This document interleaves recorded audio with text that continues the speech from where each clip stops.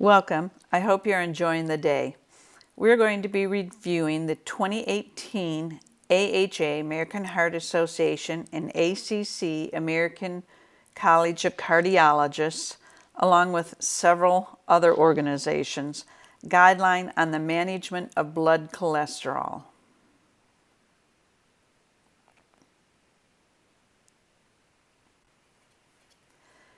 These are the objectives for this tutorial on hyperlipidemia management. Lipids are a structurally diverse group of organic compounds that are insoluble in water, but soluble in alcohol, chloroform, ether, and other solvents. Some lipids are stored in the body and serve as an energy reserve, but are elevated in various diseases such as atherosclerosis. Cholesterol and triglycerides are the two main lipids in the blood. The body uses cholesterol, an essential component of all cell membranes, to form steroid hormones and bile acids.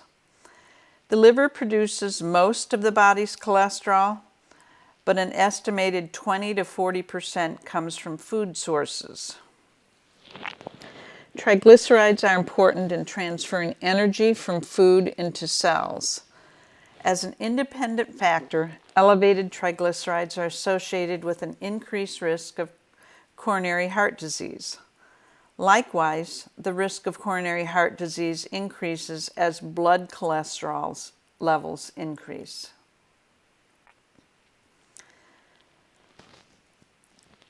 Cholesterol and triglycerides circulate in the blood in a combination with protein-bound phospholipids. This complex is called a lipoprotein. There are four basic groups of lipoprotein. A brief description of each is listed on the slide. We don't really pay much attention to the chylomicrons. The VLDLs and the LDLs are basically the bad guys. Remember, L is lousy.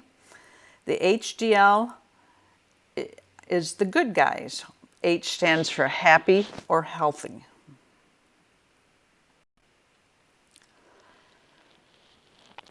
High concentrations of HDL seem to protect against the development of coronary heart disease.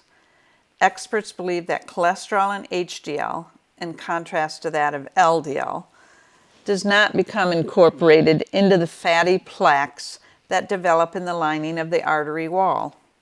Therefore, the level of total cholesterol is not as important as the distribution of the cholesterol in the levels of LDL and HDL. The comparison levels of LDL and HDL is expressed as a ratio. The optimum LDL-HDL ratio is below 3:1. The ratio may also be expressed by whole numbers rather than an actual ratio. For example, the optimum ratio of LDL to HDL is below 3. Even though the LDL to HDL ratio is more accurate, the ratio of total cholesterol to HDL is more often used to predict the risk. The ratio is obtained from dividing the total cholesterol by the HDL level.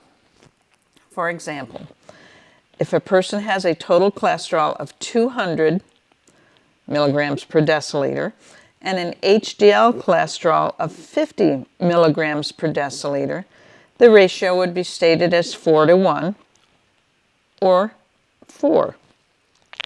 The goal is to keep the ratio below 5:1. The optimum ratio is below 3.5:1.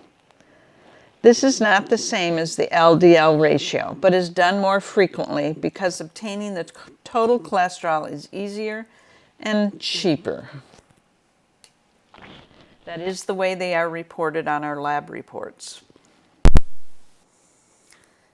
In patients with no evidence of arteriosclerotic cardiovascular disease, assess risk factors, including lipids, every 4 to 6 years. Some people, such as people who have had heart disease or diabetes or have a family history of high cholesterol need to get their cholesterol checked more often. Children and adolescents should have their cholesterol checked at least once between ages of 9 and 11, and again between ages 17 and 21. According to the AHA-ACA 2018 guidelines, no numeric goals for lipid levels are given. Based on intensity of statin, there is an LDL reduction goal of 30 to 50% or 50%. The rationale for this is that clinical trials did not show a decrease in morbidity and mortality at certain LDL levels. The National Lipid Association does have goals. I put these goals in here because you need to know what the optimal levels are, and I've highlighted them. Based on extensive review of the evidence, the expert panel identified 4 groups that would benefit from statin therapy. The first group are individuals with clinical ASCVD risk. There's high risk and very high risk, and we'll look at that in a couple of slides. Then there are individuals where the LDL is greater than 190. Then there are individuals with diabetes who are 40 to 75 years old with an LDL between 70 and 189 and without clinical ASCVD. And the final group are individuals without clinical ASCVD or diabetes with an LDL between 70 and 189 and an estimated ASCVD risk of greater than 7.5%. Now, ASCVD is defined as acute coronary syndromes, history of myocardial infarction, stable angina, coronary or other arterial revascularization, stroke, TIA, or peripheral artery disease.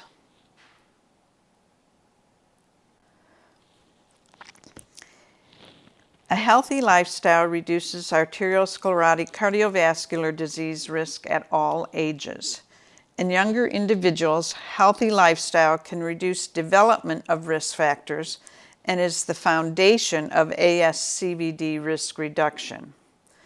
In all age groups, lifestyle therapy is the primary intervention for metabolic syndrome. This is a rather simplistic plan for lifestyle changes. The National Lipid Association has multiple handouts for patients with specific directions. They also have an app. I put the website of the patient teaching materials in the lower right-hand corner of the slide.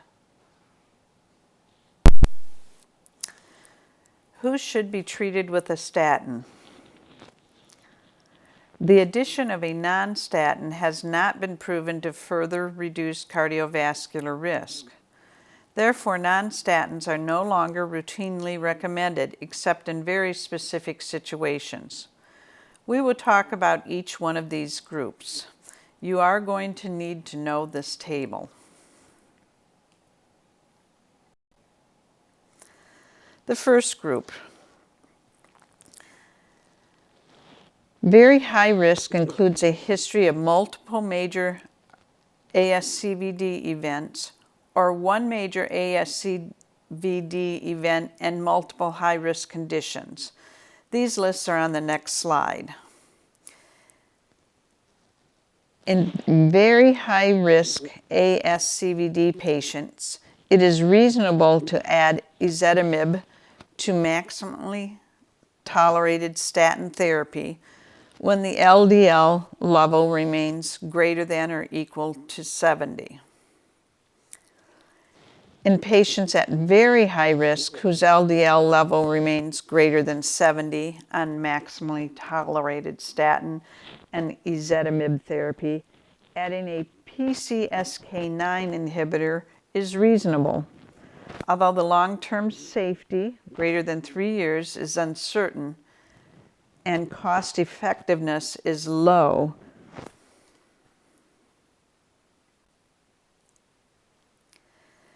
very high risk includes a history of multiple major ASCVD events or one major ASCVD event and multiple high-risk conditions. This is the list. So the major ASCVD events include recent coronary syndrome within the past 12 months, history of MI, and that's in addition to the previous recent coronary event, history of ischemic stroke, and symptomatic peripheral artery disease.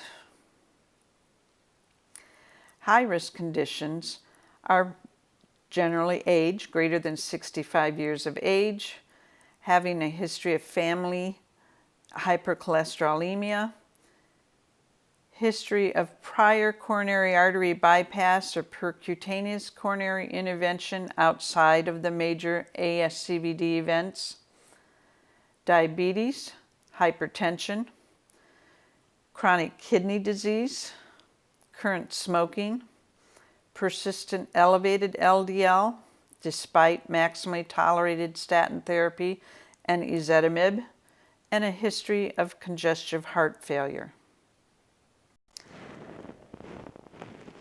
In patients with severe primary hypercholesterolemia with an LDL level greater than 190, begin a high-intensity statin without calculating the 10-year ASCVD risk.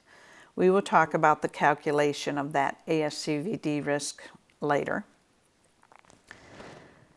If the LDL level remains greater than 100, adding ezetimibe is reasonable. If the LDL level on a statin plus ezetimibe remains greater than 100, and the patient has multiple factors that increase subsequent risk of ASCVD events, a PCSK9 inhibitor may be considered. Again, the long-term safety of greater than 3 years is uncertain and economic value is low.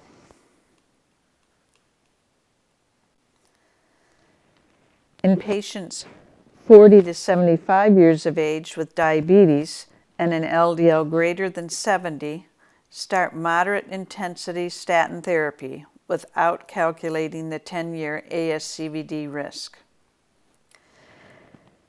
In patients with diabetes at higher risk, especially those with multiple risk factors, or those 50 to 75 years of age, it is reasonable to use a high-intensity statin to reduce the LDL level by greater than 50%.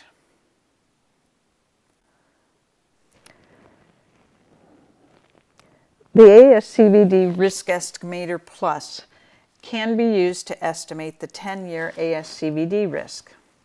It uses the pooled cohort equation. It's available at the website listed there on the left-hand side. The web address provided is for the online version. There is an app available in the different app stores for the different phones. As you can see, there are different parameters that you need to plug into the equation to calculate the risk. The gender, age, race, total cholesterol, HDL, LDL, systolic and diastolic blood pressures, whether or not the patient is on any anti-hypertension medications, any history of diabetes, or being a smoker. What I usually do is I have this calculator on my phone. I figure out the calculation and then write that on the lab sheet or in my notes.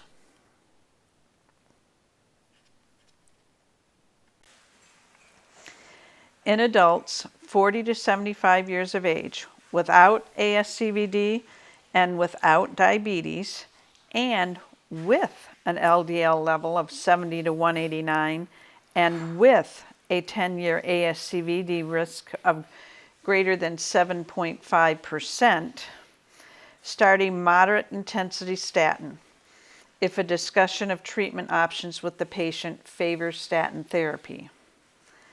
In addition, risk-enhancing factors favor statin therapy, and these risk-enhancing factors are listed on the slide.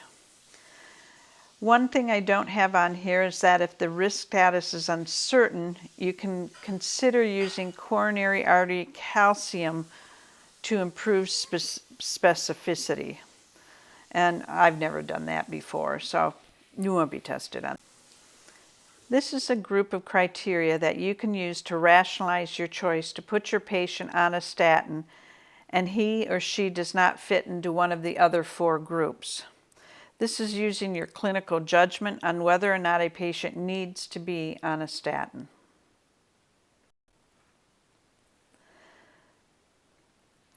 The most common adverse reaction from statins is muscle complaints. About 30% of the patients will complain about muscle symptoms. The patients may complain of pain, tenderness, stiffness, cramps, weakness, or fatigue. The symptoms are usually in large muscle groups, which are affected symmetrically. Symptoms usually appear early after starting the statin, but can be later on. There are multiple terms listed here that are used to describe statin muscle symptoms, but the most serious of all of those is the rhabdomyolysis, but it occurs in less than 1%, 0.06% of the patients.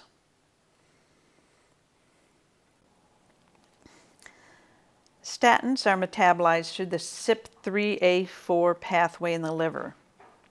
Some of the metabolites are excreted through the kidneys. Many of the risk factors for muscle symptoms are competing for liver metabolism, such as polypharmacology, use of medications or foods that increase statin levels, or alcohol or drug abuse. In addition, people over 75 to 80 years of age often have declining liver function. Some muscle symptoms can be prevented, so do not use gemfibrozil with a statin. Screen for drug interactions, adjust dose or use a different statin accordingly. Ensure dose is appropriate for renal function. Ensure the statin dose is appropriate based on cardiovascular risk. Consider a moderate intensity statin instead of a high intensity statin for patients with risk factors for statin muscle symptoms.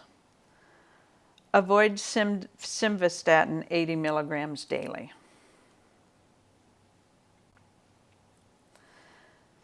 This is just a chart you can use as a reference to choose the specific statin and its dose that is recommended to be used as high, moderate, or low intensity. Again, this chart you must know, and this is one particular time where you need to know the dosages.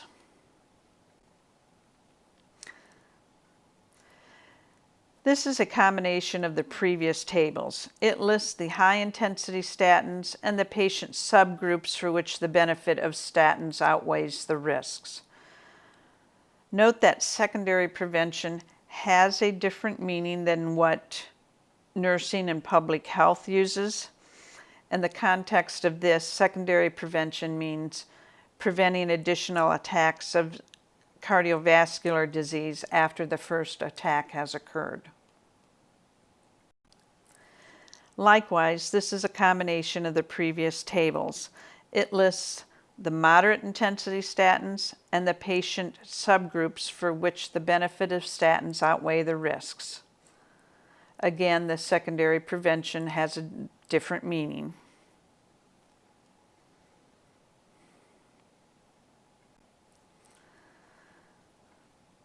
Finally, this is the third combination of the previous tables.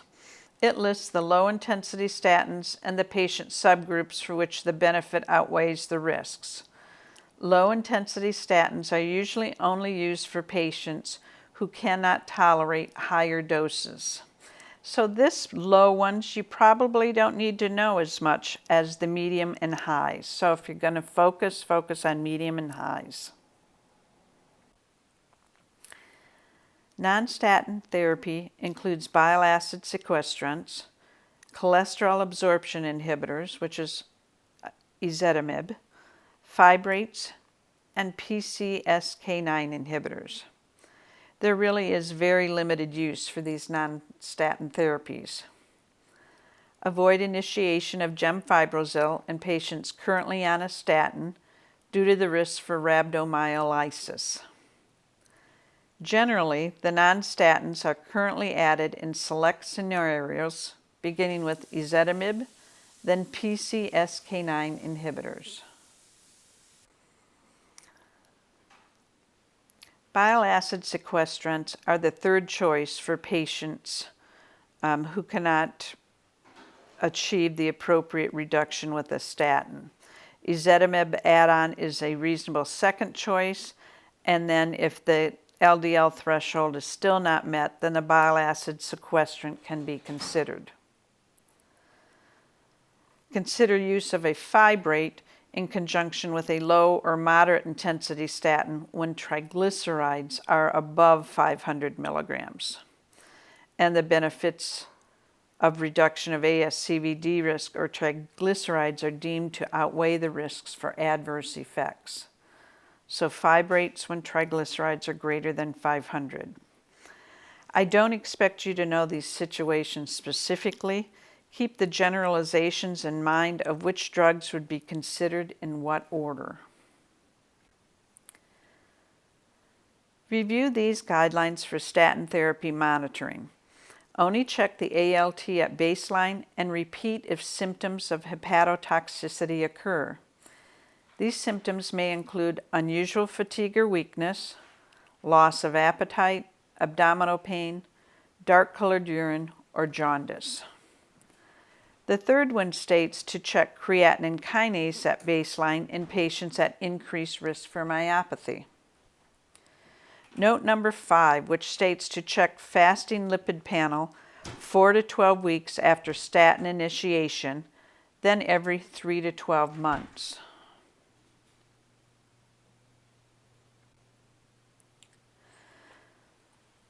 Okay, here's some vignettes.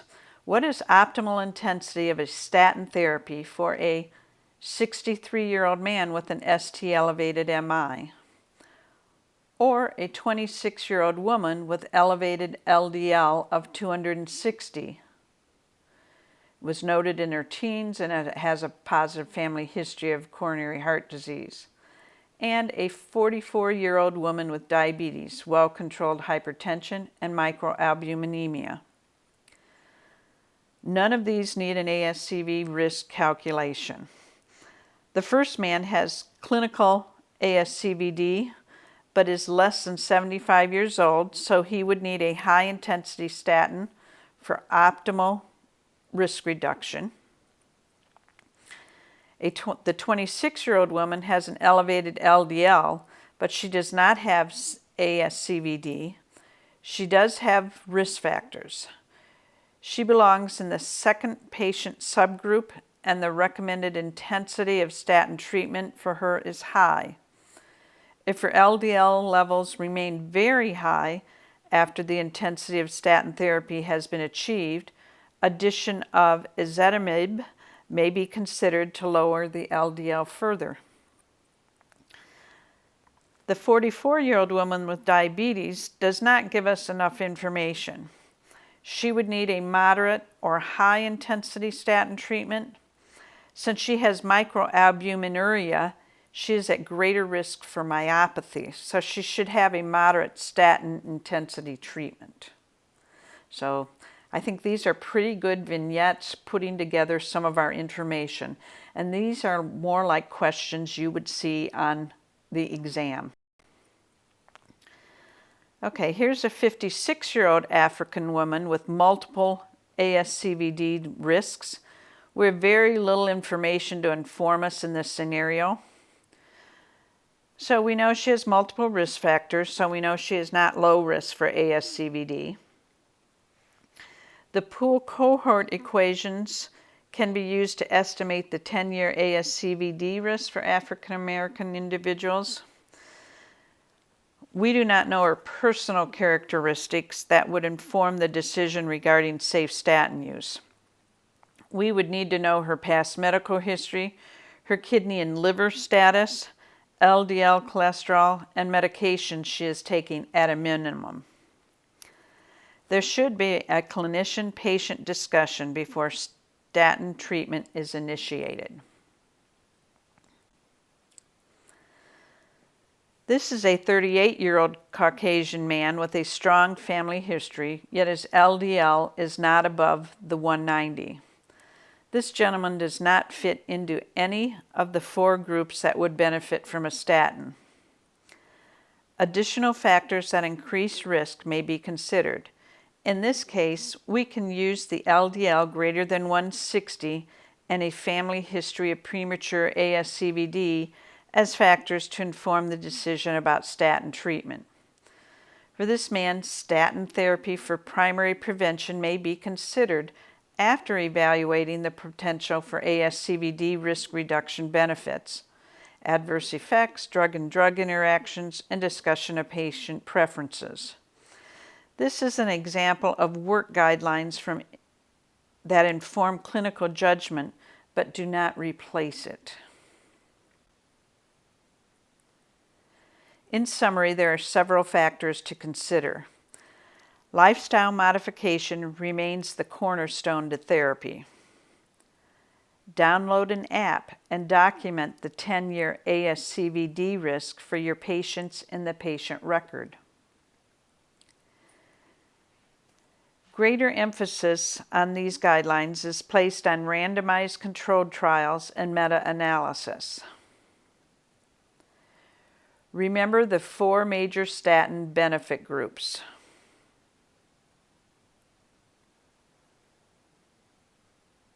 The guideline is a guideline and does not supersede clinical judgment. There's less emphasis on non-statin therapies. The new goal of hyperlipidemia treatment is to treat the level of ASCVD risk with the appropriate intensity of statin therapy.